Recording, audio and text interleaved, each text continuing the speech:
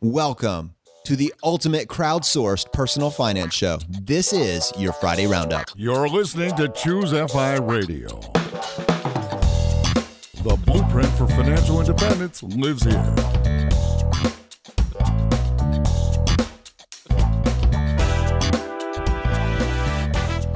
If you're looking to unlock the secrets to financial independence and early retirement, you're in the right place.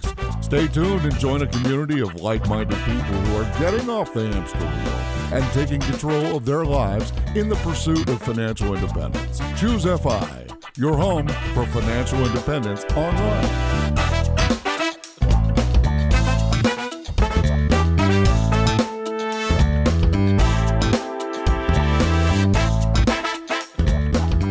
Okay, guys, congratulations. You have made it to the weekend, and this is your Friday Roundup. I'm super excited to get a chance to talk about the Monday episode with the Green Swan and also talk a little bit today about this idea of perfect utilization. And to help me do this, I have my co-host Brad here with me today. How you doing, buddy? Yeah, I'm doing well, Jonathan. We have had a really exciting week here in the Choose FI world. We had Scott Rieckens and his crew here filming for a couple of days for the upcoming documentary Playing with Fire. And it was just like the coolest 2 days I've experienced in a long, long time. I know I'm sure, Jonathan, you can tell the audience a little better than I, but it was a really surreal experience, right? Yeah, it blew my mind, Brad. And you know what this documentary is? It's poetic justice. And what I mean by that is over the last 30, 40, 50 years, there has been a tidal wave of media, movies, pop culture, radio ads, marketing, that sole purpose is to convince you to part with your last hard-earned dollar. And every hard-earned dollar that you're bringing home, everybody has something to sell you. But the beauty of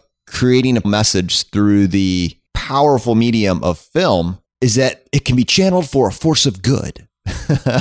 You don't have to live paycheck to paycheck. You don't have to always say yes to every single marketing ad that shows up on your TV. It's not your responsibility to fix the economy by spending every last dollar that you make. Your family is more important. Pay yourself first. And that's a message that has really just got lost in the noise of just consumerism. There's very few documentaries that will change your life. There's certainly documentaries that are informative, but life-changing, that's got to be a much smaller group. And I got to say, maybe there was this cynical part of me that thought that this was going to be, an amateur hour type project. Maybe this was going to be something that was just obviously a super low budget thing that was going to come off as kind of corny or forced or cobbled together. And I can tell you without reservation that you do not have to worry about that.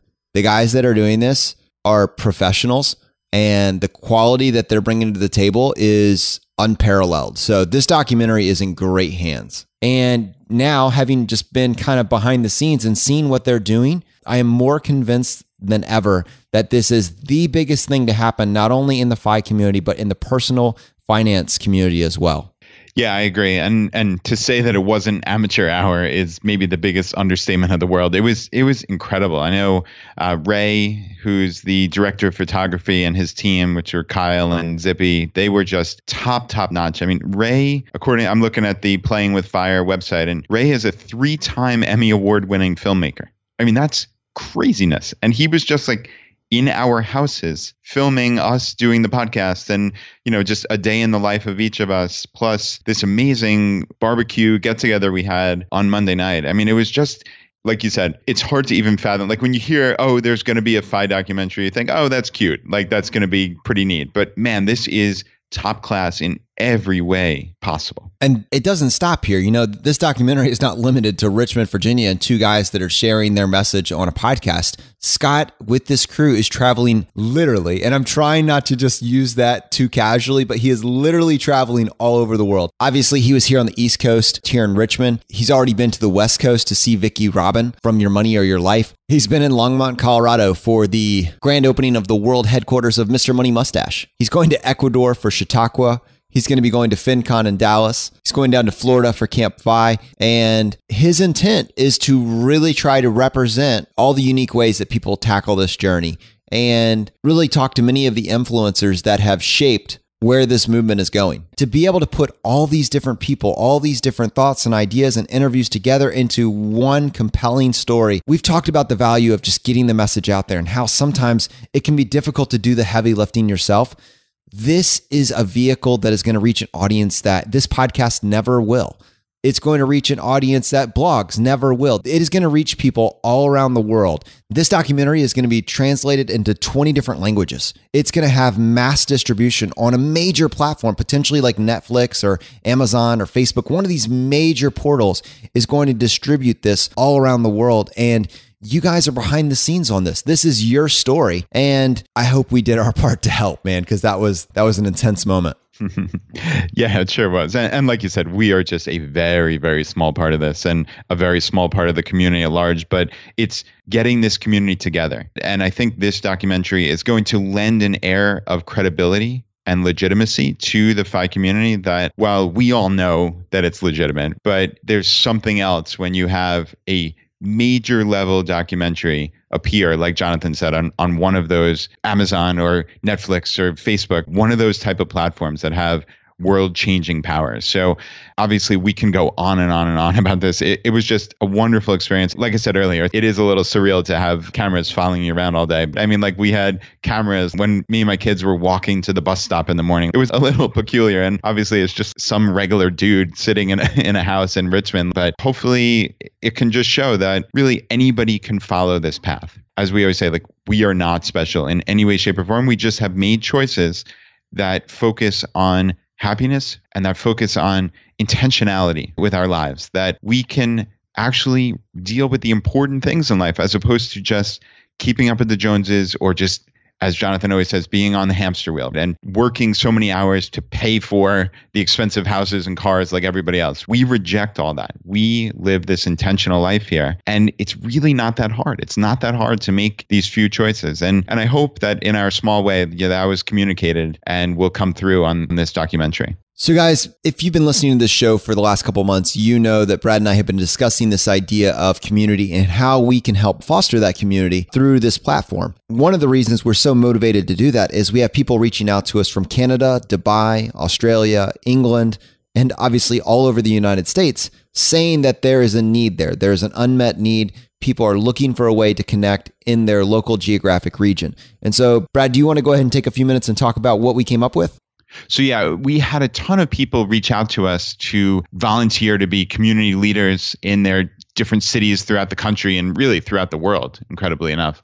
And Jonathan and I have spent the last couple of months just trying to figure out like what is the best way to facilitate that? How can we assist? What do we even want this to look like? And I think it's important to note that there are a lot of FI and maybe mustachian groups throughout the country, and we don't want to step on anyone's toes. That wasn't our intention at all. We just want to foster the community and the overall FI community in any way we can. So if that means there's an existing group in New York City or San Francisco, we would love to just connect our Choose FI people with them. So, we did have some question about that. So I did want to mention that publicly. But basically what we've come to the conclusion is the easiest way, we've heard from a lot of people who use the app Slack, and they've said it is just the easiest way to keep in touch with community without it being like this formal, let's send an email to 20 or 30 people or 100 people or whatever it is. It's a lot more immediate. It's a lot easier to use. So we're in the process of trying to figure out how to set up Slack in the most efficient manner for the Choose FI community. And if you are an expert, if someone's listening to this out there and they're just great at Slack, like if you've been using it for years and we could use your help, so just shoot us an email to feedback@choosefi.com. That would be extraordinarily helpful. And then once we get this up and running and have different channels, so that's how it's set up. Basically, we can have a channel for Richmond and Atlanta and Los Angeles and Chicago, Des Moines, Iowa, whatever it may be, right? Like it could be any of these places. And then you're just in touch with the people who are involved in just that channel. So again, it's just a lot more immediate. Whereas like I had this cool little hack that was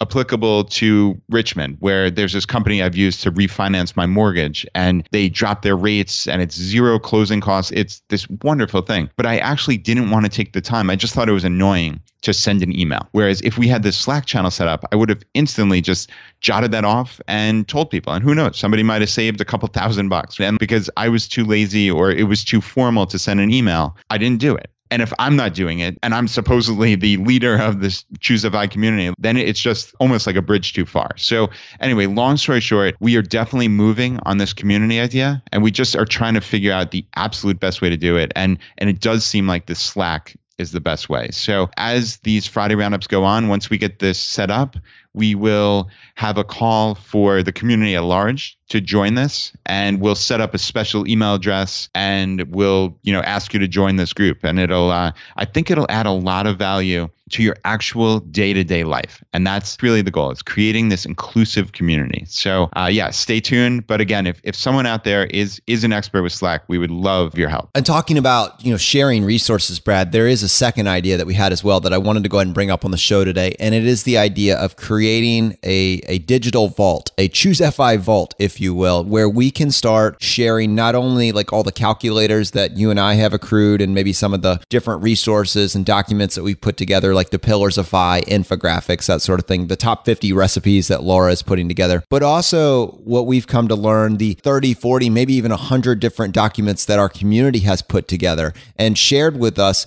And they would like to see those distributed out to the community members that would also benefit from it as well. Amortization calculators, price lists for different grocery items, like getting the best prices at different places and how they've tracked them over time. True cost of car ownership calculators, like these really cool hacks that have served them well for the different needs that they had that we think you might find benefit from as well. So we're actively looking into putting together this, essentially what comes down to a digital locker where we can put all these different files that we find useful. And if you have something that you've made that you think other people would benefit from, instead of putting it on a Facebook thread where it gets buried, 10 minutes later, you can add it to the vault, and then it'll just be there as a permanent resource for other people that can benefit from it. And the cool thing about it is when you make updates to that file because it needs to be changed or you're making it better in any way, shape, or form, those are live updates. So people will always have the most up-to-date copy of that file, which just is a really, really unique and cool idea. All right, so I'm building that right now. So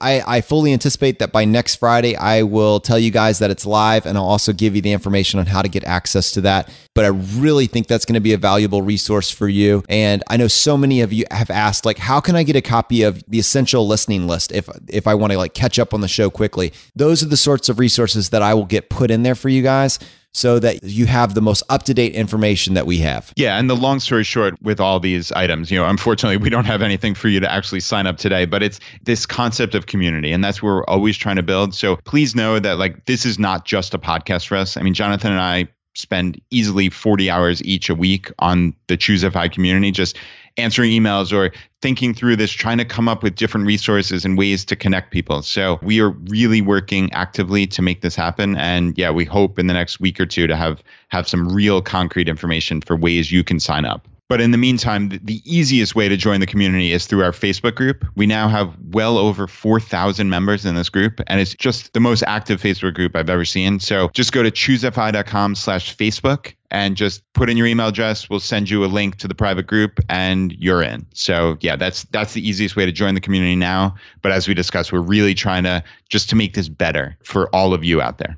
Today, we want to talk for a few minutes about the episode that we did this past week with the Green Swan. And really, this was more of a look at entrepreneurship, which I think is a fascinating take for the FI community because there's so much overlap between our community and the business community. And in particular, the small business community. A lot of us are considering the possibility of doing a startup at some point. And I think there's a portion of us that limits ourselves to saying, well, you have to have a really good idea, or you have to have this original thought, or you have to think of something that no one else has thought of before. And I think that is a limiting belief, isn't it, Brad? Yeah, it definitely is. And JW certainly stepped outside the box here and literally bought a company, right? That is as far off the beaten path from anybody that I've ever heard of in the FI community. I don't know of anybody who's done that. I suspect many people have, but it's never crossed my plate. I've never seen an article about it or anything. So it's an unconventional choice, but JW and his brothers thought that they could add value to a business. And they did a ton of research and they hired a business broker to help them search for a business. This was not just an overnight decision, right? There are a lot of considerations, especially when you get into business with your family members. That is fraught with peril. Yeah. And let me tell you that just because it's fraught with peril doesn't mean that it doesn't have appeal or that it's something that you shouldn't consider. I have spent probably close to 50 or 60 hours talking with my brother, either on the phone or just in person, about how we would like to go into a business together. And I think for us, real estate holds some significant appeal just as something that, I understand it's a business model that I understand. It's not an original business model, but it's something that most of us intrinsically understand the nature of it. And you know where to go get the information if you're willing to put the time in. And so I think for me, listening to JW talk about how the discussions that he had with his brother, to me, that was critical information that I hadn't considered before. What do you need to be thinking about? How do you set a framework that prevents ultimately what's more important, which is your relationship with family? How do you have both of these going side by side and allow both of them to thrive? And when one of them goes south, what structure do you put in place to prevent that from destroying the other half of the story, right? Either your business or your relationship with family. And I thought that it was really cool that they had gone through that process. And I think some of the things they talked about, like what happens in case of a divorce, what happens in case of a death, what happens in case a family member wants to get out and they have a significant vested interest. How do you handle those different approaches? That's just a mental framework that is critical to talk about and to think through whenever you're talking about going into business with somebody else. Yeah, I thought that was really insightful, and it is very important. It's easy to just kind of jump into business and not talk about these things. And yeah, Jonathan, this was a light bulb moment for us because frankly, like we just jumped into quote unquote business together, right? Like, this podcast and website have just started kind of on a whim. And we just got together for coffee and decided, hey, let's do this fun project. But it's silly that we don't know where it's going to go years from now. And we didn't sit down and hammer out these details of just simple things, right? What happens in case of a death, or what happens if one of us wants to get out? Like, these are important things. And like you and I, we didn't do that at all. And like, that's pretty pathetic when you really think about it. So that's one thing, again, taking action. We need to sit down and have that conversation just because it's the right thing to do, not because we think this is going to be some crazy business. So, it's nothing like that. It's just, these are important things. And that's one thing we can say to the audience, like, we're going to sit down and talk about it and we'll report back to you like on how that went. I think that's a really important thing when you're first starting out a business and with a new business partner and just getting on the same page and just talking about things. Open communication is just so important in life, just in every relationship you have. And yeah, I mean, we did not do a great job of that. Well, really, JW just did us a favor. I mean, he just made it easier for us to have this conversation instead of me being, hey, Brad, can we talk about what happens to Choose FI if you die? Awkward. Like, or if you just hate the business and want to get out or something like that. Like, instead of me having to be the one to introduce it, JW did all the legwork for us. And now we're just, yeah, actually, maybe we should do that, right? Yeah, I mean, no question. That really was a favor. And yeah, we're going to sit down and do it. It is important and it's long overdue. And maybe, guys, to some degree, whatever we come up with, we can then share that with you guys. And maybe you'll find that to be reasonable, or maybe you'll say, actually, guys, here's what we did. And I think this is a slightly better angle on it. So maybe we can present the ideas that we come up with, and then you guys can help us refine those ideas to some degree. Because I'm sure that there is a proper way to approach this that makes sense and it's logical. And we're going to try and take a stab at it. Maybe we can share that with you guys on a future show. And Jonathan, JW also did us a favor just because this was just more, and I'm ashamed to say this, but it wasn't that we were like really nervous to sit down and talk about this stuff. It's just, which we may have been, right, if we actually overtly thought about it, but we just literally didn't even think about it, right? Like that never even came up. Hey, let's hammer out all these details. It was more just like, hey, we're starting a podcast. Like, let's just have fun, But it was really kind of silly that we didn't do that, and that it just didn't even cross either of our minds. So yeah, I mean, again, long overdue, but let's just make it happen. First of all, yes, let's make it happen. But I'm just trying to think through the difference.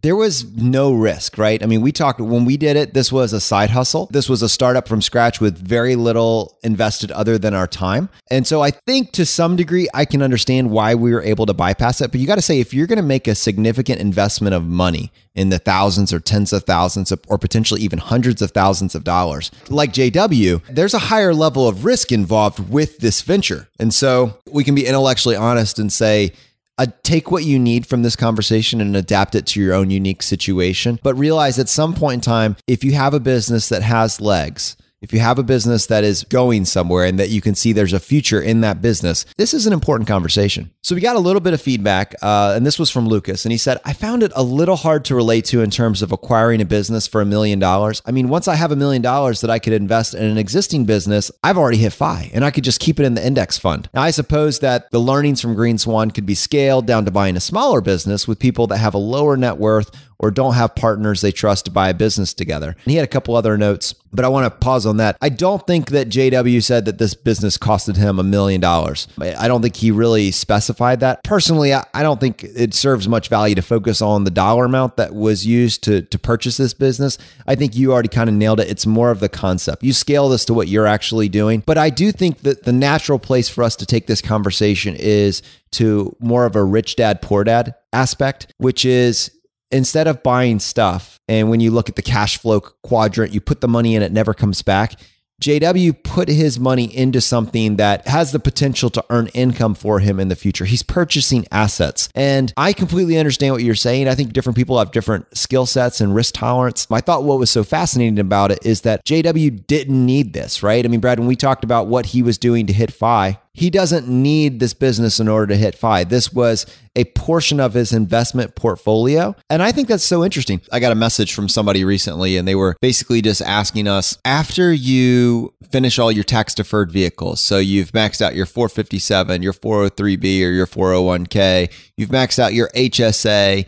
If you had access to it, you maxed out your traditional IRA or maybe your Roth IRA. And you also have a significant amount of money to put into your taxable investment accounts. What do you do after that? In my mind, just based on the question as it's framed, what I would do is I would look to diversify. And most likely for me, I would be looking to invest in a business opportunity, whether it be a startup, whether it be real estate. That to me seems like the next place. Something that I can get excited about, something that I can understand, something that has the potential for a higher return. And something that really stands out to me as I'm talking about this is the fact that I'm able to accept more risk because I've already taken care of the simple path to wealth. I've already done what I can to create a path for myself that's going to allow me and my family to hit that FI number. And so at this point, I can absorb a little bit more risk, and it also allows more of an upshot as well. And, the dark side of that is that the business or the venture or the investment could fail. More risk. The dark side of risk is that your money could disappear. You go in for lunch, you come out, you've lost $30,000. So it's important to make that distinction. You don't want to go all in on a risky venture. It's very nice that when you've taken care of the little things, your path to FI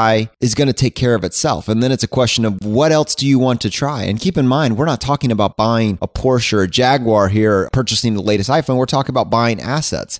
We're looking at purchasing an additional income stream. And as long as you're not doing that in the vacuum where it's your only venture, you're going to do great. But take care of yourself, take care of your family first through the simple path. And then from there, what else do you want to do? That's my mental framework that I work with. Lucas had a couple other points here. And really, Lucas, we're just grateful that you took the time to send this in, because these are things that we think about as well. And so everything that you're sending us is appreciated. He said a couple more things, not to rail on this too much, because I look forward to every Monday and Friday show. How is acquiring an existing business much different than buying a single stock? I mean, it has the added stress of no longer being passive, right? The success of the investment is riding on the shoulders of the new owners. It seems very risky and stressful, and all that for a return on investment in the teens. I guess I'd rather just hope for an 8% return in VTSAX and sleep better and have more free time. Plus, I don't have that high number to buy into it. The other piece that's difficult is that these guys are rock stars. They're CPAs and MBAs. So although they're probably riding by the seat of their pants on this one, they're also more well prepared than 99% of the population. It seems like there's a lot of pieces to the puzzle that would need to be in place for this to pay off. But going back to my original thought, it was a great show. The guest was awesome, very knowledgeable. And the best thing about this episode was that it adds in a unique perspective and a path to FI. Lucas, thank you for your feedback. I think I agree with the heart of everything that you're saying, but I also, where I end up landing is that unique path to FI. You don't have to do exactly what we're doing. You don't have to do exactly what JW is doing, but I think there's so much to glean from that episode on how exciting life can be when you're no longer paycheck to paycheck. Yeah, and I think that unique path to FI is probably the most important part there. That we all have different skills, we all have different paths, we all have different things that we're scared of, things that help us sleep at night. Lucas, I get it, man. I absolutely get what you're saying. I guess I'd just rather hope for an 8% return in VTSAX and sleep better and have more free time. Well, that's great. That's the path that I personally take. And I do sleep better at that. And for me, the boogeyman has always kind of been real estate investing, which in theory, I would love to do it. But having a real estate rental that I own and have to deal with renters and all this other nonsense like maintenance and things breaking, like that would keep me up at night. I just know that it would. And I find it hard to believe that I'll ever be able to get over that. I hope that I will, because I know it's a nice way to diversify. And certainly real estate in general is a nice way to diversify. So I suspect I'm going to find ways to do that. But that's something that would keep me up at night. So I totally get it. If buying a business and trying to figure out how to have employees who do weird crap, right? That like JW was telling us about, and worrying about adding value and worrying about making payroll and all this other stuff, having benefits. I mean, like, think about all the different things you have to deal with as an employer. Like, that sounds pretty bad to me. I'm not sure that like in my life, I want to inject that. But the cool thing with JW and his three brothers, well, two of them are running this business full time. That's their job. So like they signed up for that. And I suspect that went into the operating agreement in great detail of like, hey, what is everybody doing in this business? So like JW sounds like more of a big idea guy and the bankroll or part of it with his older brother. And it doesn't sound like he's in the day-to-day operations of this business. So even if you were in his situation and your brothers came to you and had this idea, well, there is still that entire spectrum of like how you can be involved. So I think the real moral is just look at every situation that comes to you and address how it would or would not fit into your life, and if that extra work makes sense. So I definitely want to just like touch on the math here. Like, you know, the 8% in VTSAX versus a return in the teens. So let's say he doubles it, right? He gets a 16% return. That doesn't mean he's doubling his money. It means his money is doubling in half the time. So like that's an exponential increase, especially over decades. And so that difference is enormous. It's not just, oh, he's going to have twice as much money 50 years from now. He's not going to have just double his money in 50 years. It's going to be dramatically more than that. All right. So Brad, I went ahead and just ran a calculation so that we could have some numbers to work with. Let's operate off the fact, let's say that JW is 35 years old and he's going to be in this business in some shape or form for 15 years. So from 35 to 50, his initial investment, let's say he put in, and we don't know, he didn't tell us, but let's say that his investment was $200,000 to get this business going. And he's expecting a 16% rate of return on that money. And that is instead of the 8% that he's getting in VTSAX. And he doesn't invest any additional money back into this business, but when he checks his portfolio, it's returning about 16% a year. So if he got 8% on that money, he would have, if he just put that money in VTSAX, let it ride for 15 years, he would have $634,000. But if he's making 16% annual year-over-year rate of return by having that money invested in the business, he's going to have almost $2 million instead. So almost, I would say about 3 times the amount he would have if he had just invested it in VTSAX. So I think it's a very fine line. I've told you guys before that I don't worry too much about how I can squeeze out that extra 1 or 2%, especially if it means that I'm going to be trying to dance in and out of the market, or I'm going to have to go get some sort of actively managed fund where they're going to be siphoning it off, the equivalent 1 or 2%. I just don't see the value in that, but I do see the value in getting 16 to 20% rate of returns year over year. So if you can find a vehicle that's marginally passive, like JW is potentially going to get here, where he's checking in on a week-to-week basis, but his siblings are running and growing the business, and he's kind of working on it at a big level picture, then yeah, that's worth an extra $1.2 million, which I totally see the value in. So Lucas was mentioning, well, JW and his brothers, they're CPAs, they're MBAs. And I love that you highlighted the aspect of skill set, because I don't think you need to get too hung up on the CPA or MBA, but just think, what skills can I draw from in my background that I can leverage and put into a business to increase that return and maybe double the rate of return that the business had been getting up to this point, or maybe just increase it by 3 or 4%, pushing that return up into the teens. Think about the advantage you have over maybe someone else that was doing a similar business but didn't have that skill set and couldn't take that next step and didn't know how to grow that business. What can you bring to the table? And whatever that looks like, doesn't matter what the table looks like, but what can you bring to that situation that maybe somebody else can't? Yeah, and frankly, it could just be hustle.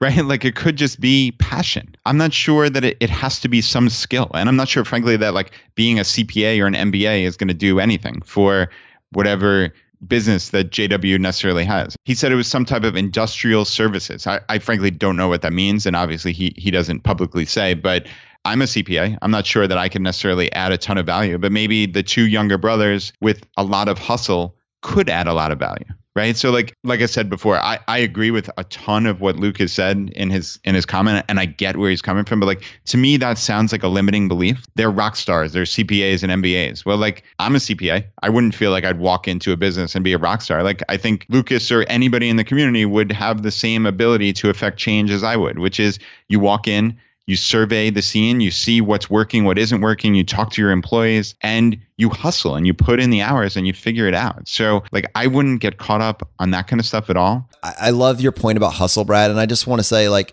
there are so many, I guess you could say, quote unquote, blue collar jobs where I feel like just showing up is 90% of the game. Like, if you have a contractor that is just there when they say they will be there and then does the work they say they will do, you've already separated yourself out from the pack. Yeah, you're right. I mean, it's funny because my father-in-law listens to this podcast and he is constantly talking about how that is precisely it. Like, he always has work being done on his house, it seems like, and he calls 10 different companies and maybe one or two show up, period.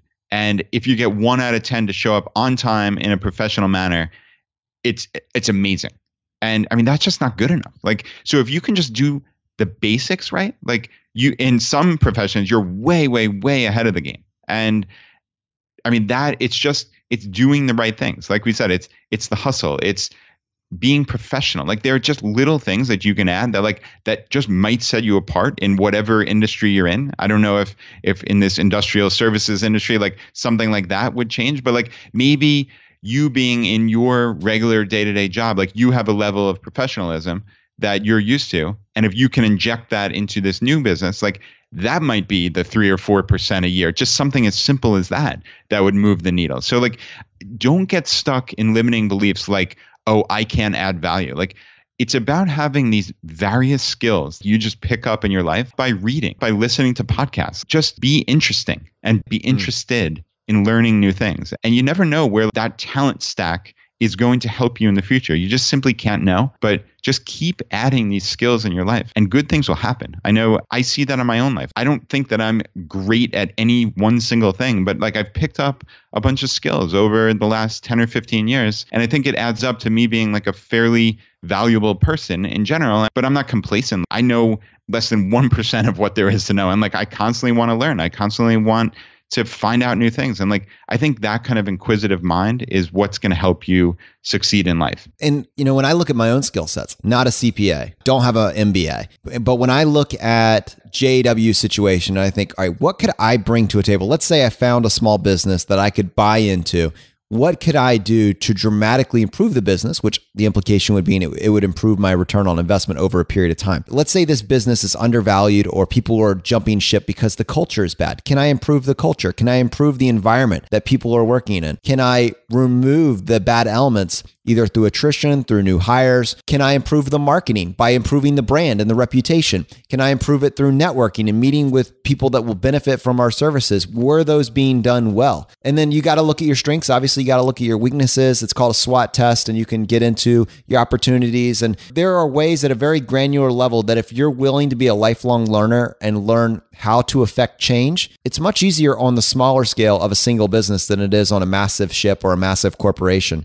You can make turns very quickly, which means there's opportunities to identify inefficiencies in the market and businesses that have the opportunity or could be performing at a much higher level and turn that around for real financial gain. Anyways, guys, great feedback. I hope that there were some takeaways that even if you are not going to go out and purchase an industrial services business, you can see the value of being in our community and realizing that when you have money to invest, you should be in some way, shape, or form taking advantage of your tax advantage vehicles and generally following the simple path to wealth, whatever that looks like for you.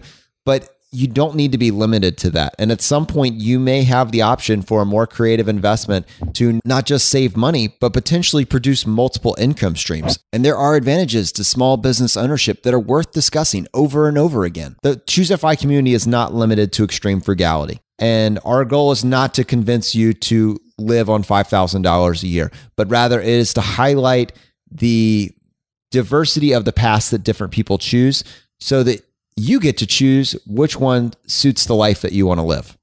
All right, guys, I couldn't be more excited to let you know that Steven, the organizer behind Camp FI, is right now setting up the next event, which is going to be happening in April of 2018. And it's going to be Camp FI Mid-Atlantic. He's found a location in Williamsburg, Virginia. Brad and I are absolutely attending. He is not yet opening this up to the public, but he said for our community, he would give us a link so that our community got first dibs to those tickets. We would love to see you there. You guys know how passionate we are about growing this community and really partnering with you on this journey.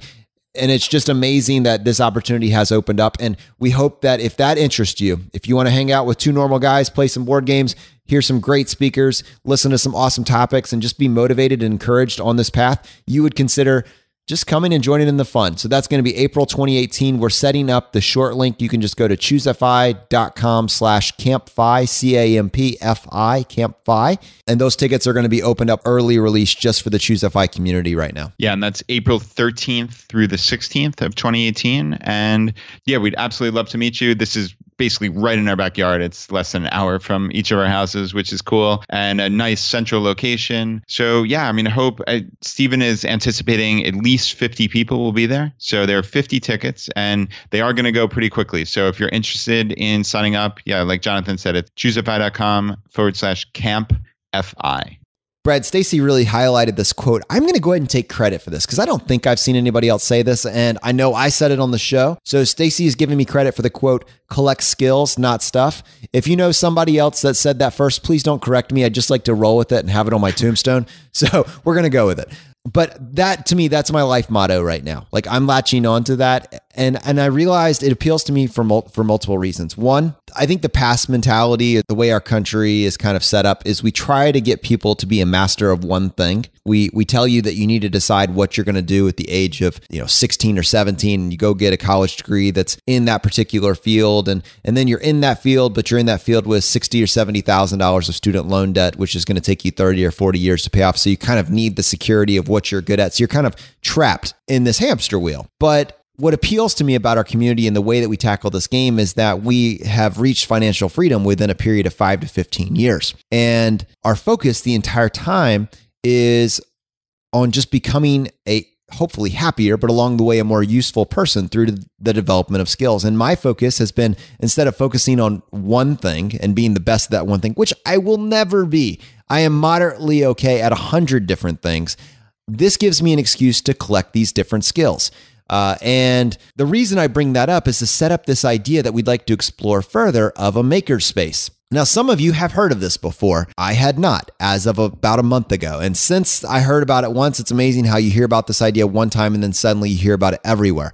And apparently there are these places all over the United States that are dedicated to the idea of teaching you new skills and allowing you to use tools that are in place for a large group of people that share similar interests. So instead of you going to get a gym membership where you're just, you have access to the barbells and the treadmills, you have access to woodworking equipment, welding, 3D printing. And these places are set up generally, they partner with different schools and businesses and just individuals that are interested in paying a monthly fee to go in and have access to this equipment. And this concept really just came across my desk, but it's very appealing to me that instead of me having to go out and purchase, $20,000 of premium woodworking equipment that maybe I get a chance to use once a month or so, I can find one of these places and actually go there and get a chance to use all of this premium equipment to create these different projects. And I get to do it under the supervision of someone that can coach me through the process if I need their help with that learning curve.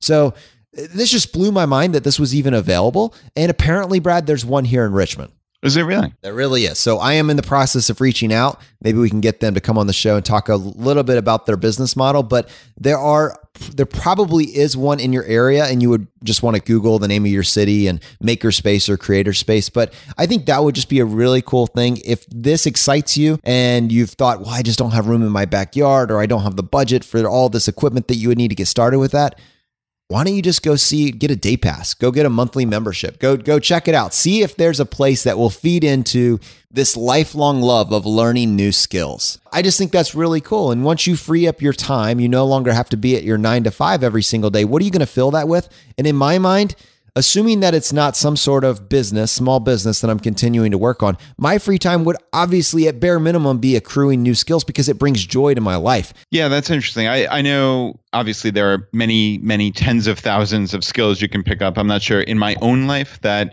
woodworking or any of this stuff would personally fit in, but I know for you it does, which is awesome.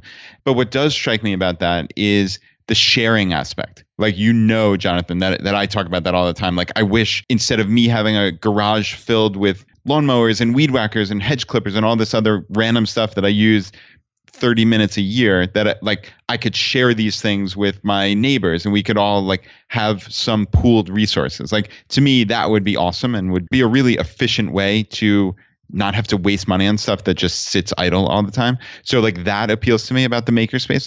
I like the shared aspect of it. And I also, of course, like the community aspect. And what it reminds me of is the Mr. Money Mustache World Headquarters that he just opened recently. And that's something that probably appeals to me on a more personal level, which is getting together. It's like a co-working space, but essentially for people of the FI and entrepreneurial mindset. So I just love what he has going there. He has an exercise squat rack out in the back. He's got local beer that I think some of the people who actually are part of that community are brewing up on a weekly basis or whatever until it's exhausted. And more importantly, they're sitting there, they're sharing ideas. It's this creative space. I think that's what you're talking about with the maker space. You're sharing in this creativity, and good things happen sometimes that you just can't predict when you're around other people who are interesting and who are interested in learning new things. So I'd love to see something like what Pete has done at his world headquarters pop up for the FI community in other areas and cities where there's a large concentration of people in the FI community or mustachians or whatever you want to call us. So that really, really appeals to me. So I hopefully we'll have some updates and, we'll see if that is an idea that can spread. Brad, I think the part that you highlighted was the idea of perfect utilization. And I know most of us can identify with the fact that our cars do sit unused 90-something-odd% of the time. And the extension of that would be, how much stuff do you have in your house that you really want to get rid of, but you just can't get the inertia to get moving on that? And we've talked about the idea of donating in the past, but there's another idea that's come on my radar that holds some significant appeal to me. Just because it brings in this aspect of community. And that's the idea of a Buy Nothing project. Now, you can go to buynothingproject.org. We'll put a link to that in the show notes. And Tiffany mentioned this on the Facebook group, but her inspiration for really sharing this with us was the conversation of the Alley Will Provide.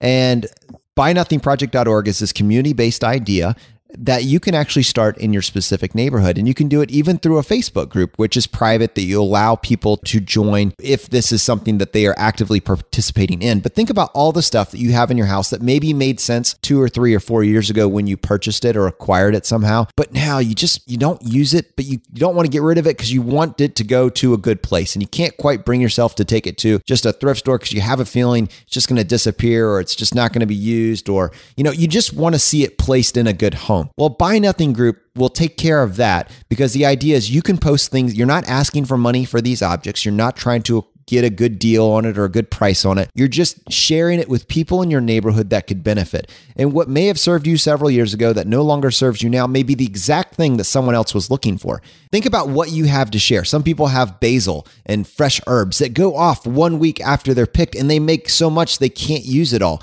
And you're going to the grocery store and you're purchasing all this stuff and hemorrhaging money on these tiny little seasonings that you need for these little meals that you make once every couple of weeks or so. Maybe that's something that you have to offer that then is feeding into this idea of community. It's bringing people together for these frugal alternatives. So you're actually organically creating a community that has an emphasis on value, has an emphasis on frugality and intentional living. And you're able to contribute because you have all this stuff. But you can slowly get rid of that and declutter your house while at the same time helping these other families out that are maybe looking for something that you no longer need. What just a fantastic and inspirational idea, Brad. And I think some people have been asking themselves, how can I interact with my neighbors? How can I get that dialogue started? And this has to be the gateway to that conversation. Yeah, that's fascinating. I frankly have never heard of that before. So this is something I'm going to look into, and we'll definitely link that up in the show notes. All right, guys. So today we do want to make a travel rewards update. Within the last, probably I would say 2 to 3 weeks, Chase did make some changes to their program and what you can and can't get. And since a lot of you have learned about travel rewards through our episode 9, where we basically walk you through how to get started with this really incredible alternate look on how to travel the world for very little cost, just changing the way that you're doing your normal spending, not spending more, but just changing the way you're doing your normal spending. But there have been some changes made to the Chase program, and we thought it was important just to take a couple minutes and highlight that. And the biggest change, and maybe Brad can break it down, was that last year there was just the Chase Sapphire Preferred. And then last fall, Chase introduced this new card called the Chase Sapphire Reserve. And for a short period of time, they were letting you get both of those. But as of this year, they've implemented a new rule saying that you have to pick. You have to get one or the other. Now, I think Brad and I would make the case that in our minds, even though both have their own advantages and disadvantages, in our minds, it makes more sense, especially when you're starting out, to go with the preferred. But the implications of that are that if you open the preferred, you are not then able to immediately open up the reserve right after that. You have to pick between one or the other. Now, there is a workaround which Brad can show you, but I just think we wanted to take just a couple minutes to let you know that that is a change that has been made to the Chase program. Yeah. So, Jonathan, this was quote unquote major news in the travel rewards world, but I don't think it's a sky is falling type scenario at all. At least to me, like this wasn't even something that I was losing sleep over by any means. Yeah. At the end of August, Chase basically said you can have 2 of their Sapphire branded cards at the same time. So that does cut out a second potential sign-up bonus. And that is obviously unfortunate. As we've said many times, the Chase Ultimate Rewards points are what we consider the most valuable of all the travel rewards points. And yeah, I mean, that stinks. But still, in the grand scheme of things, you can get one of these Sapphire bonuses, which currently at the time of our recording here, they're both 50,000 points. And there are cards like the Chase Inc. Business Preferred, which currently has an 80,000 point bonus. So there are still ways to accumulate Chase Ultimate Rewards points, certainly. But basically, they're saying you cannot have 2 of these at the same time. So if your account is closed and you haven't gotten a bonus on any Sapphire card in the last 24 months, then you can sign up for a new one. So it's the same rule that's been in existence for reopening a card and getting the bonus again, which is 24 months. But they're just kind of combining the Chase Sapphire Preferred and the Chase Sapphire Reserve essentially into one in that regard when you're considering that bonus stipulation. So just like anything in life, rules change, things change. You have to just figure out what's the best to go forward and go with it. So while this isn't ideal, this is not a sky is falling situation. And one thing you can do, if you really wanted, you can upgrade or downgrade your card. So theoretically, if you open up the Sapphire Preferred first and you then want to upgrade that card to a Sapphire Reserve, albeit that does come with a hefty $450 annual fee. So this is not something to get into lightly by any means, but there's a $300 annual travel credit, which helps then reduce that to net out of pocket $150. Plus, there are a lot of benefits of having that reserve. So one, probably the most important one, is that when you book your travel through the Chase Ultimate Rewards portal, you actually get 1.5 cents in value, as opposed to if you just had the Chase Sapphire Preferred card, you would only get 1.25 cents in value. So there's some potential there, especially if you have a lot of these points, to maybe make up that annual fee and almost reduce it down to zero. So, it's just something to consider. I know this is a lot of detail in this, but long story short, there's this new rule that you basically cannot get 2 of these bonuses at the same time. You have to wait 2 years. And there are plenty of Chase cards that we love other than these Sapphire cards. There are United credit cards. There are British Airways and Southwest cards. Hyatt has one, Marriott. I mean, there are tons of Chase cards to get. So by no means does this destroy the travel rewards concept, but it's just one of many, many changes. And I can assure you there will be more changes in the future, and we will keep abreast of them and keep you updated. All right, guys. So unfortunately, that is going to bring this episode to a close. Thank you for joining us today as we get a chance to really learn this stuff right along with you guys. We finish every episode by doing a drawing for a copy of a book that we found useful. And for the last couple of weeks, we've been doing J.L. Collins' book, The Simple Path to Wealth, Dominic Cortuccio's book, Design Your Future. And then for a short period of time, we're also including in this Tim Ferriss's book, Tools of Titans. And all you have to do to enter the drawing is just go to choosefi.com/iTunes, leave us a short written review, and then just send us an email to feedback@choosefi.com, letting us know that you left the review and what screen name you left it under. We do one book for every 5 written reviews that we get, and then we announce the winners on the Friday roundup. And just for me to stress this, for those of you that have been listening week after week and you keep getting something new that's adding value, we get that you putting your stamp of approval on the show and leaving that written review is doing us a massive favor. But this just gives us a small way that we can share our appreciation, and we can share something that's totally in line with what we're about, which is a love of learning. So if you have been considering leaving us a written review, please take this opportunity, do it this week. We are so appreciative. And then also one other thing that we haven't mentioned, and we haven't done a great job at just saying this, is another way that you can really help us out is just to press the subscribe button on whatever app that you listen to us on. It tells iTunes or it tells the Android player that you place value in this show. It helps us rank higher, and it also helps us bring on these higher profile guests. So we are going to keep this thing going. We are going to be here every single week as you continue to go down this path that all of us have chosen together. And if you want to help us out, just make sure you do take a second and hit the subscribe button on the app that you use to listen to this show. And we just absolutely appreciate you. So Brad, how many winners do we have today? All right. We actually have 2 winners this week. And the first one is D. And D called this the best FI podcast around. I love this podcast. Every Monday and Friday, I search this out for my commute to and from work. With a 30-minute drive, I'm forced to listen to this with a break in the middle. After parked, I have to pull myself away from the banter and make my way through my day in order to listen to the remainder on my way home. After listening to a few Mad Finds podcasts, I found you because of the interview with him and was so impressed I tore through all of your episodes. Now it's sad that I'm up to date and I have to wait for new episodes. Keep up the great work. That's awesome. Well, I'm glad you're caught up though. I feel like those of you that are binge listening to us like 40 episodes in a row, you start to learn real quickly what wonderful words I have and how often I use them. They're catchphrases, man. Come on. Yeah, I hear you. All right. And our next winner is Justin. And Justin says, the bigger picture of life. The Choose FI podcast will hook your interest from the second you hit play. Jonathan and Brad cover the material to include every listener. I found this podcast at the perfect moment in life where I wanted to know what's next with my finances and what are we actually working towards. The guests on this show absolutely crush their lifestyle goals, and it shows that there is more than one way to reach FI. I introduced the podcast to my wife at episode 38, The Why of FI, and she has since started on the rest of the podcast. Keep up the great work. Absolutely love the show and all the amazing information you provide your listeners. We are currently working on our way to FI so we can become firewalkers. Welcome to our community, Justin. We appreciate that you're here, and we're super excited that your wife is with you on this journey. How amazing is that, Brad? Yeah, that's great. And the Why of FI is a perfect place to start. So yeah, that's very, very cool. So welcome, and thank you for leaving the review. All right, my friends, the fire is spreading. We'll see you next time as we continue to go down the road less traveled.